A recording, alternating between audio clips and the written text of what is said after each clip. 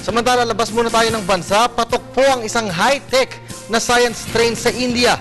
Ito'y dahil sa hatid nitong siyensa sa mga kabataan. Dahil dito marami pong kabataan ang naeenganyong matuto at nagbibigay ng pagkakataong madagdagan ng kanilang kaalaman pagdating sa siyensya. Si Jackie Say ang ating tagapagbalita.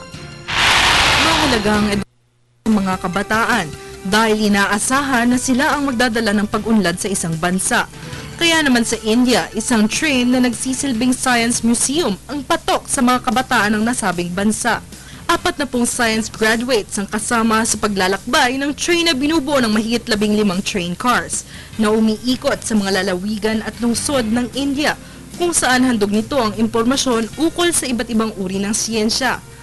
I am passionate about spreading and popularizing awareness regarding scientific knowledge and kind of mechanisms what are relating and what are surrounding to a fascinating experiments or sort of things. When they come to know, they feel, oh wow.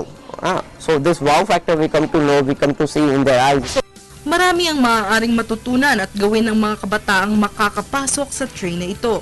Isa na ang feature nitong exhibits, kung saan makikita ang gayang-gaya na itsura ng ilang klase ng mga hayop.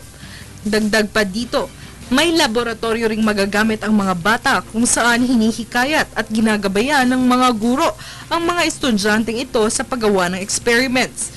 Inaasahan naman na sa pamamagitan ng high-tech science train na ito, mabibigyan ng pagkakataon ng mga kabataan sa ilang mga lugar sa India na matuto ng siyensya. Para sa Telebisyon ng Bayan, Jackie Say.